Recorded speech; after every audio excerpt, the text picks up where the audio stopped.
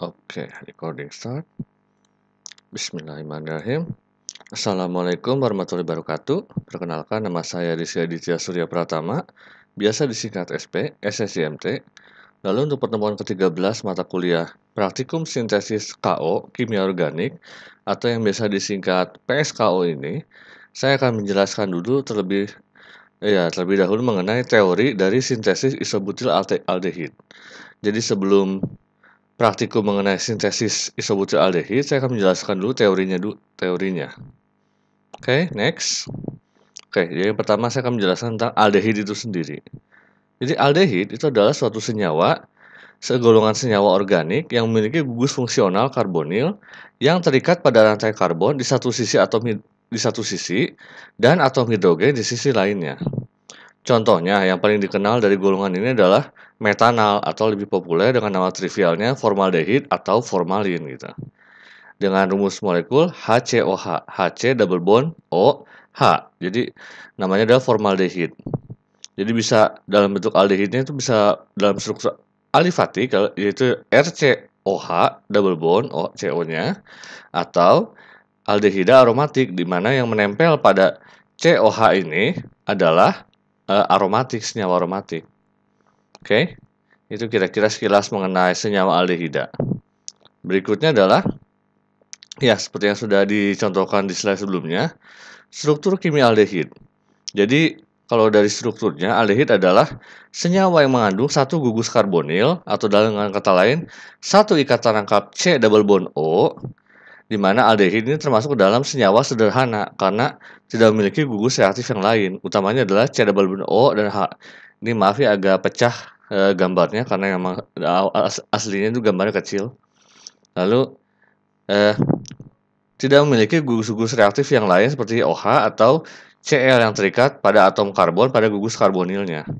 Jadi ini adalah struktur umum dari senyawa aldehid.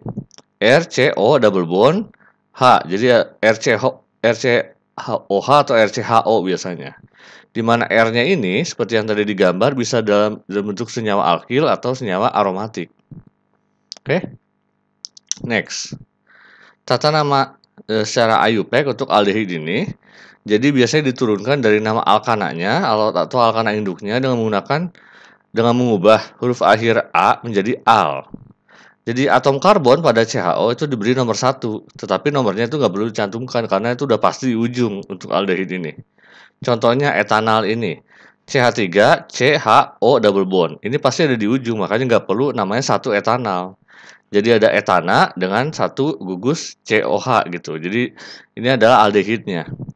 Lalu berikutnya 2 kloropropanal. Ini ada 2 karena di atom C nomor 2, 1, 2 ada menempel senyawa kloro. Lalu ada 1, 2, 3 propana dengan gugus O di atasnya double bond, makanya jadi 2 kloropropanal. Ini juga sama. Ini karena ada gugus double bondnya di atom C nomor 2, makanya 2 butena. Lalu ada aldehidnya, jadi makanya 2 butenal gitu. Oke. Jadi untuk akhirannya atau untuk senyawa alnya ini, kalau misalnya udah pasti di ujung, bukan cabangnya, itu tidak perlu dicantumkan nomornya. Langsung saja ke nama senyawanya untuk secara IUPAC ini. Oke. Berikutnya adalah sifat fisika dari aldehid. Jadi ini beberapa contoh aldehid yang sudah umum ya, mulai dari formaldehid, asetaldehid, propionaldehid, butyraldehid, dan benzaldehid dengan nama strukturnya seperti ini.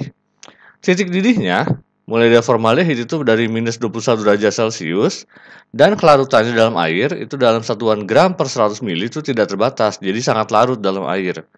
Nah, bisa dilihat semakin tinggi titik didihnya, jadi mulai dari asetaldehid semakin bertambah struktur C-nya, CH3-nya bertambah, titik didihnya akan naik. Kelarutannya akan semakin lama semakin turun. Jadi semakin bertambah rantainya atau cabangnya di sini. Ini kan awalnya nggak ada CH3, lalu setelahnya ada CH3 CHO, lalu ada 3 ya, CH3 CH2 CHO. Titik didihnya akan semakin naik. Sedangkan sebaliknya, kelarutannya akan mulai turun, mulai dari tahap terbatas, lalu ke 16, lalu ke 7, sampai di benzaldehid, yang bentuknya adalah senyawa aromatik aldehid ini titik didihnya sangat tinggi, langsung meloncat ya dari butyraldehid ke benzaldehid. Lalu kelarutannya jadi sangat sedikit. Jadi semakin banyak atom atau rantai CH3-nya, titik didihnya semakin naik dan sebaliknya kelarutannya semakin sedikit, semakin berkurang gitu. Oke? Itu untuk senyawa fisika, sifat fisika dari aldehidnya. Lalu untuk sifat kimia dari aldehid, saya fokus ke elektronegatifannya. Jadi atom oksigen pada gugus karbonil C double bond O itu jauh lebih elektronegatif dibandingkan karbon, sehingga sifatnya dia cenderung kuat untuk menarik elektron-elektron yang terdapat dalam ikatan C double bond ke arahnya sendiri. Salah satu dari dua pasang elektron yang membentuk ikatan rangkap C double bond O itu bahkan lebih mudah tertarik ke arah oksigennya. Hal ini menyebabkan ikatan rangkap C double bond O sifatnya sangat polar. Karena itulah, karbon dari karbonil ini bersifat elektrofilik, sehingga lebih reaktif terhadap nukleofil. Selain itu, oksigen yang elektronegatif juga dapat bereaksi dengan elektrofil. Jadi, reaktifannya itu sangat reaktif ya di sini, terutama di ikatan rangkap CO double bond ini, karena sangat polar juga. Oke. Nah, ini adalah contoh sintesis aldehid dengan reaksi oksidasi alkohol primer yang juga dilakukan di praktikum kali ini untuk sintesis isobutil aldehid. Ini contohnya misalnya ada senyawa citronelol, senyawa alkohol primer ya, direaksikan dengan PCC atau piridinium klorokromat dengan struktur seperti ini ya. Ada CrO3Cl- ini yang utamanya, ditambahkan CH2Cl2, dia akan berubah atau direaksikan membentuk ini citronelal dengan konversi 82%, yaitu senyawa aldehid. Jadi dari alkohol primer dia akan menjadi aldehid ini citronelal, dari citronelol menjadi citronelal. Mekanismenya sebagai berikut, di mana ujungnya ada OH-nya, CH2OH ini dia akan berikatan dengan atau diserang oleh CrO3 ini dari PCC ini sehingga membentuk senyawa intermediate CO CrO3-H gitu.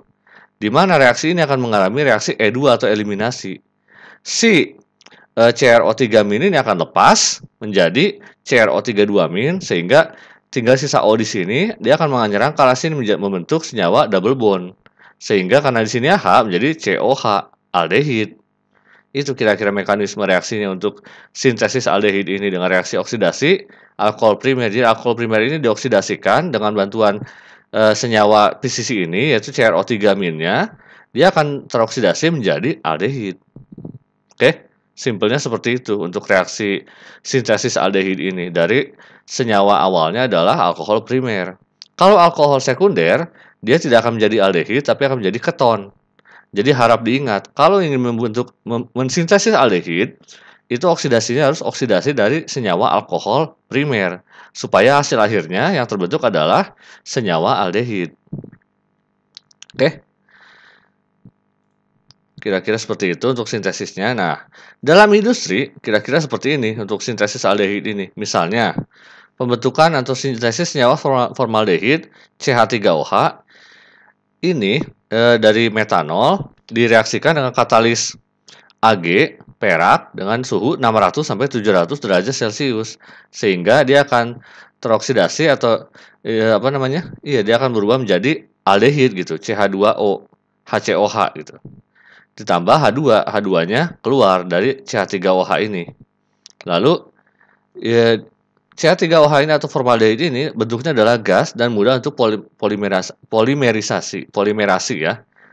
Disimpan dalam larutan yang kadarnya 37% yang biasa disebut formalin. Formalin ini mungkin yang paling sering didengar ya, ada di dunia sehari-hari, kehidupan sehari-hari, di mana banyak digunakan sebagai desinfektan dan pengawet, serta digunakan juga di industri plastik. Dan senyawa ini merupakan senyawa karsinogen, sehingga penanganannya itu harus sangat hati-hati gitu. Karsinogen itu dapat menyebabkan kanker ya. Nah, polimernya di mana terjadi polimerasi ini seperti ini polimernya. Biasa untuk pembentukan plastik gitu. Jadi CH2O, CH2O, CH2O. Jadi terikat dengan ikatan oksigennya, jadi CH2O ini dia akan mengikat CH2 yang lainnya gitu. Contohnya lainnya adalah ini trioksan. trimer dari formaldehid, bukan polimer tapi trimer, jadi 3 gitu. Jadi 3 dari formaldehid, senyawa formaldehid membentuk senyawa segi 6 seperti ini namanya trioksan, di mana titik lelehnya 62 derajat Celcius. Oke? Oke.